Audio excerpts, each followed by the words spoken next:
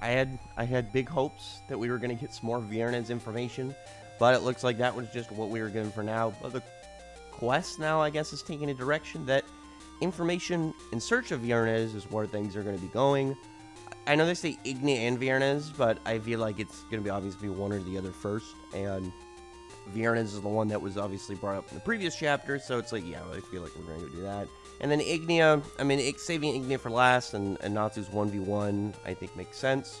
At this point with Dogremag, I think the only additional dragon god would be Natsu, unless there is some, like, crazy secret boss or something to do with Eleftheria's weird tablet in his guild hall.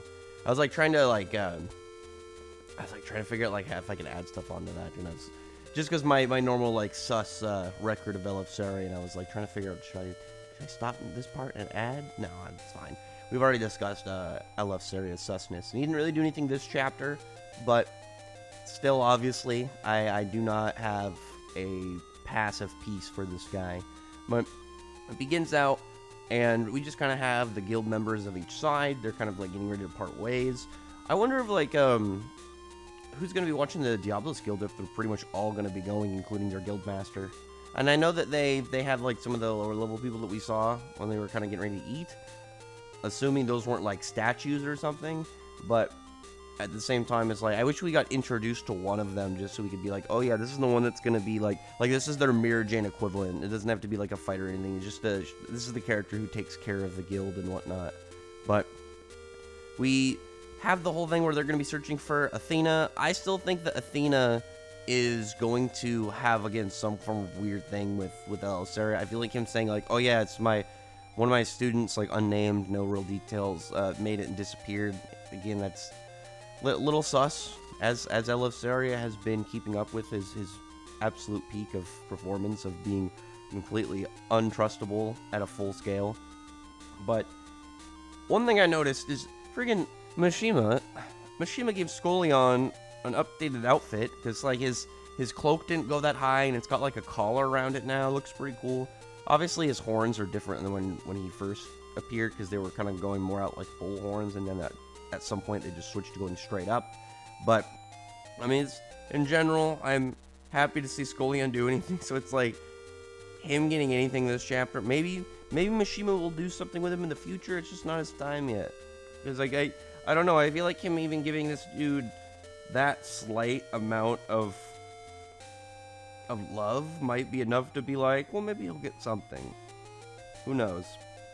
But they're gonna get ready, obviously, to kind of, like, separate. There was a really interesting bit with Georg, though, when they were, like, saying how, like, Haku brought up how Selene killed Georg, and then they're saying, like, they don't really talk about it too much, but then they brought up that, like, Georg, I guess, used to be, like, really, like, power harassment obsessed, and I guess he would, sexually harass, like, some of the guild members, and apparently he was tyrannical. I wonder if that, though, is going to be relevant later, because we didn't know anything about Georg. I was wondering if Georg was going to be more of, like, a cool dude, but apparently he was just like a psycho. I don't know if that's just Mishima being like, yeah, I'm gonna put this in there, so it's like, you know, maybe nobody really would care that Georg would die. Well, actually, we saw Georg, and it's like, it fits with his personality of what we were given. Obviously, him being like this psycho freaking, like, dragon meat hungry dude. But at the same time, I'm just wondering why the dude was like why exactly he didn't seem to have. I figured he'd at least have some respect for the people in his guild, but I guess not. Either way, though, if he was this bad, it makes me think the other option potentially. Someone brought it up in his stream, Dude Rex, that if they use human transmutation, whoever in Gold Owl uses it, brings Georg back, and then we have a fight.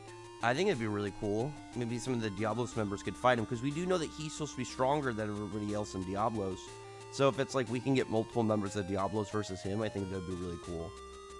And maybe we find out more, like, think about this, if we find out more about him through flashbacks as it goes, and then we get him, I think it'd be like what happened with the Jienma, but with way more reason and value.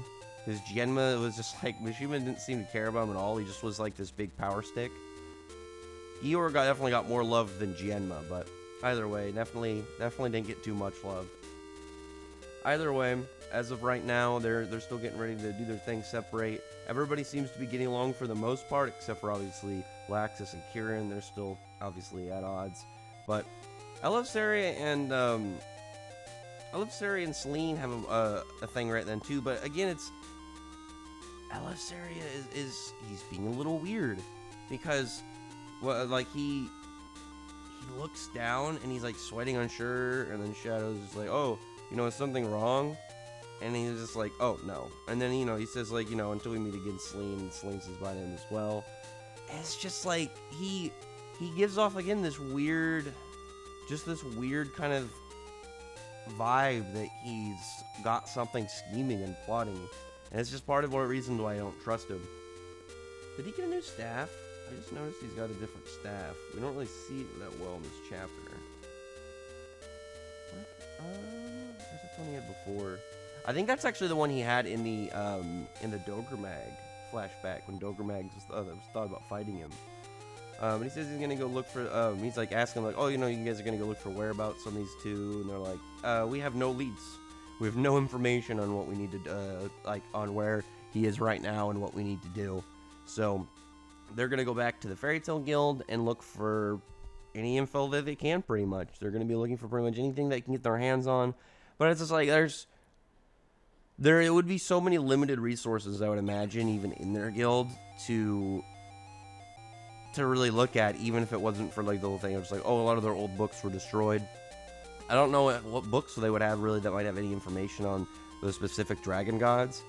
Just because like Ignia, I don't think there really would be anything on Ignia, just because Ignia doesn't seem like we know that his whole thing is like he would just show up and do stuff. So it's like I doubt his is much of a pattern enough that it could be studied, or unless somebody like directly just went to where he's at, like wherever his brood, well, not brood because he's a male dragon, wherever his lair is. But they get back to the guild. It goes about how you would expect at first. Everybody's just enjoying themselves, having fun. Julius and Miss Gray make good comments about what happened, obviously, in the fight with Sai. And here's another thing that was really interesting. When they get back, they're mentioning Wendy a little taller. It's the whole thing where Wendy says that she hasn't changed at all. But this time, they're like, no, you actually have grown a little bit. So, actually really intriguing for a kind of like skip by joke. Like there's a lot of that kind of like small, just like everybody gets like a moment in the chapter, just like while they're doing stuff. I think Wendy's was the most interesting just because of that, because it's something that we've seen before, obviously the joke, but obviously it's like, oh no, we're not joking this time.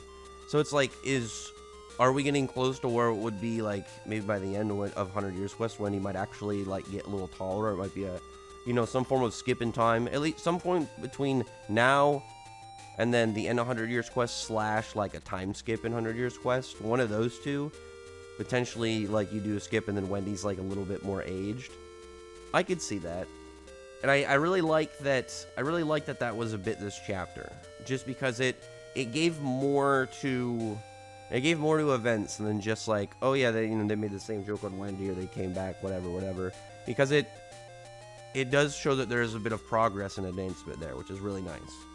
Laxus makes a bit where he's like talking about how he took the Lacrima of his body and he thought that was where his true power came from, but now he's kind of going off his own power and this is where his true power is at.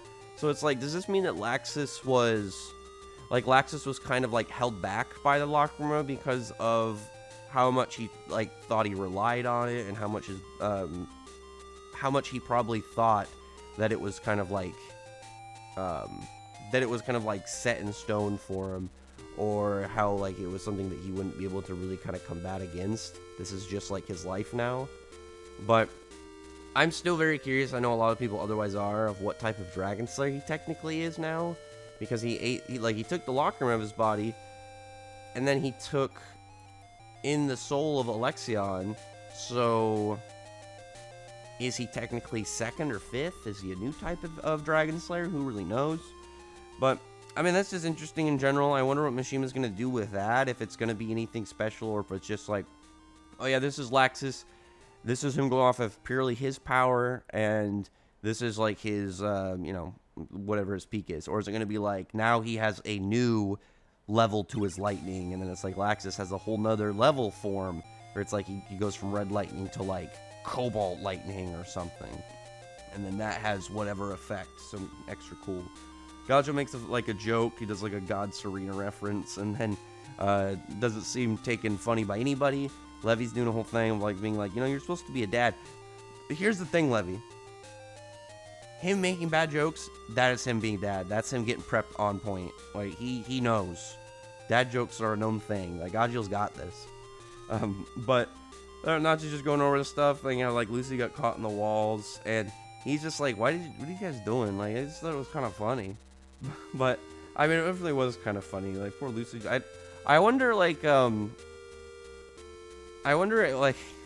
if Celine, like, did that intentionally, and she's just like, yeah, let's just put you in the wall real quick.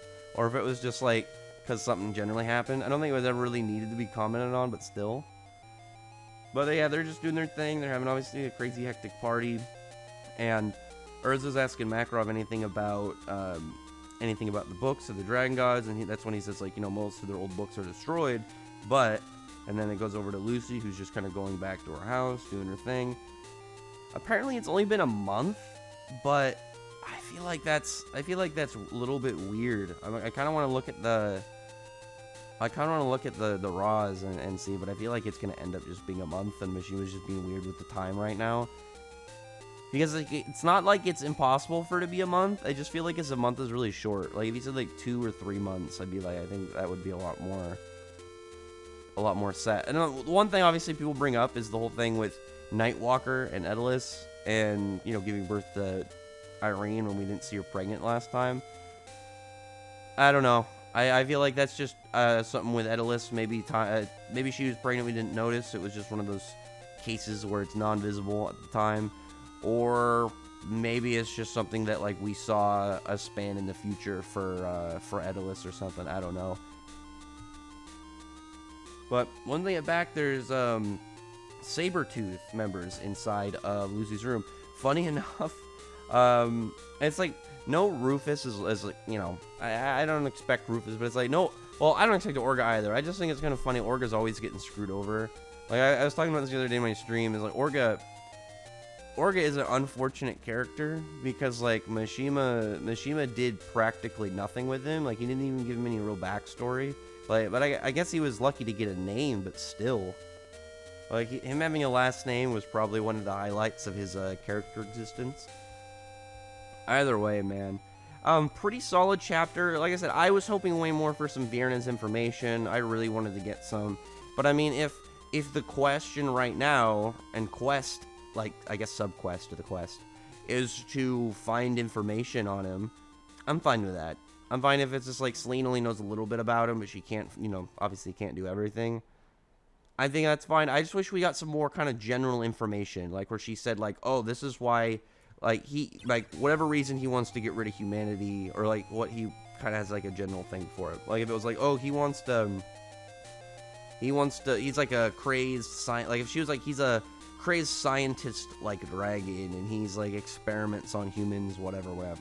Like if it was like he was trying to figure out a way to like use human experiments to like revive dragons or something. Like he's like, oh, if I sacrifice the life force out of these beings, enough of them, then I can revive a dragon from the dead and bring back the race. So maybe if I get rid of all the humans, I can bring back all the dragons. Because even if you use the dragons at the highest number we ever were given for them, 10,000, and I feel like there's still like. I feel like there's more than that when they were at their peak, just based off of, I would assume, considering that they were like the pinnacle of the planet. But I guess it would really also depend on generally how much like territory a dragon would keep and not allow other dragons to be in. It's like we saw some of the parts where like they were in like kind of groups, but I imagine there are going to be some that are allies and some that are aggressive and territorial. But I don't know. I'm hoping something like that where we can just kind of get a general understanding of his threat level.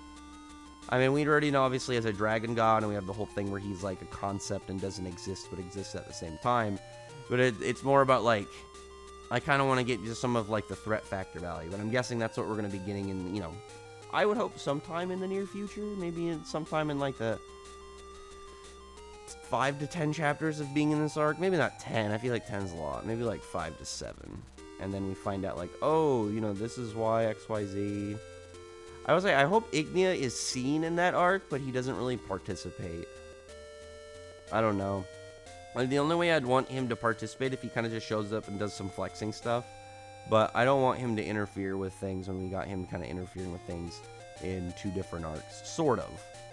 Don't really count it with Eleftheria, but with, or not with Eleftheria, sorry, with Mercephobia, but with Selene, obviously, and Dogremag, he definitely showed up. And I would like I'm really hoping that with the whole thing with the Signario Sisters, Gold Owl, and what they got going on, I'm hoping that they have a pretty fair sized fighting crew and capabilities that we don't have to have Ignia show up and do stuff. Or like random outs. Well, actually, you know, it'd be really cool is if, because I really want Ignia to have his own minions in his own place. I think it'd be cool if he's like just this lone destroyer dragon. But I think it'd be cool if he had his own kind of just a handful of people. And then you look at that handful of people, and it's like one of them is like his emissary that he'll send as like a messenger. I think that'd be really cool if it's like he has like a couple ways where he doesn't just act like a like crazed, you know, battle hungry dragon. Where if it's just like he just like, sends somebody to be like again his emissary just to inform them and like, hey, just so you know, he's got words to say and he might be on his way, but we'll see. Kind of thing, you know, something that's just kind of in those lines of just kind of like building up, like, oh yeah, I'm just the messenger, so you guys just have to wait and see what exactly he's got going on, set and ready. Everything around Athena, I think it's still gonna be neat. I'm guessing still that Athena's gonna be a sword. I don't think it'll be anything huge. I really like the idea though. It's gonna be like a weapon that Urs is gonna get. I think it'd be really cool. Or as I get some crazy end of series dragon sword, I think it'd be badass. Otherwise, I don't really know what it could be because like I just feel like it's gonna be a smaller super weapon, kind of like how the Dragon Cry was. But regardless of which, like I said, solid chapter, nothing kind of crazy this one. I'd say really the highlights, obviously the end. It's really cool seeing Sabretooth. I know a lot of people have been waiting for Sting and Rogue, and I think that's just gonna be a big plus in general. No Jalal this chapter, which was unfortunate, and I wonder what he's doing and what exactly he's got going on. But the only other one, I would say that, you know, the big 4 that are kind of in question, at least for me, the only other person remaining is Gildarts, because it was Sting, Rogue, Jalal, Gildarts was my questions for, like, you know, when are they going to join in the 100 Years quest? And Mishima said Gildarts and Sting and Rogue are definitely going to show up. Jalal, though, I just feel like it's bound to happen. I mean, obviously, Mishima loves Jalal. I mean, anybody with that eye mark, he has just a tender spot for, it seems. And on top of that, it's just like him joining the guild. I feel like eventually will be a reason to tie him into events. We'll see, though. Again, it'll be a bit. I would assume we haven't even seen Jalal in a hot minute, so who knows? Right now, it's Sting and Rogue, so Sting and Rogue might be the key to leading to some information on Viernes. Maybe they'll have some books that will tell us stuff. My guess, though, is if Sabretooth has any info on, that could lead to it, like an old book, I feel like, and I might just at least assume for now, that Viernes is not gold the metal, and it's gold like a combination of attributes, like Sting is a white dragon, and it's not the color white, it's like light and holy. So gold could be 2 different or more than 2 things combined to create like its own, quote unquote gold attribute, something like that. Because I think it'd be really cool either way. Like gold would be really sick just because, like, obviously the theme gold owl, gold with alchemy, gold has been a thing that people have been wanting for a long time. Obviously, like turning lead into gold through alchemy and those concepts and whatnot. But I also really like the idea if it's gold more of like thematically, like it's almost like this divine, religious, holy kind of being, a divine entity that they should be just pleased that they're able to look upon in its majesty. Something like that. Just, I don't know. I hope that it won't be too long until we find out a little bit more about him. Viernes definitely has my interest. I've been interested in Viernes extra, and especially since we were first given any information on him, because it was like, oh, I don't really know anything about him, and I've never met him, so it's like Mercephobia not having anything on this dude just makes him extra interesting. It's just like, sorry, the other guys, but it's like, this one is a mystery. Why? Like, what exactly is going on with that? So, gonna be a bit, obviously another 2 weeks. I still thought this chapter was solid. It wasn't great. It wasn't anything kind of like outrageous. I don't think it did anything negative or positive. It was mostly like a fun, cool down chapter, just getting people back to the guild. The Fairy Tail members actually inside the guild hall again after a bit, and then getting ready to depart again. And now with Sabretooth involved. So, Sting and Rogue, it might be your guys' time to get some cool 100 Years Quest upgrades and maybe some new abilities and advancements. We'll see. Anyway, other than that, though, comment below. Tell me your thoughts about this chapter. I imagine probably a lot of people's opinions are probably going to be around the same areas, where it's like, oh, a fun, cool down chapter, just seeing everybody enjoy themselves. There's some commentary. Again, I did like the bit about Wendy actually having grown a bit instead of it being the whole like she hasn't grown at all joke again. Because again, I like that there is an acknowledgement of, oh, you actually are growing now. There's going to be some progress in your being, like, I guess physically. Because I get the joke, but it's like, I imagine it would.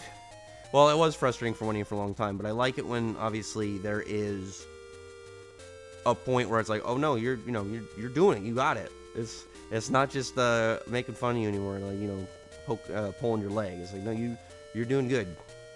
So hopefully that'll progress, and maybe after the end of it, they'll be like, Wendy, you grew 2 inches over this. You've made it. Well, actually, how tall is Wendy? I'd have to look it up. I wonder if she's.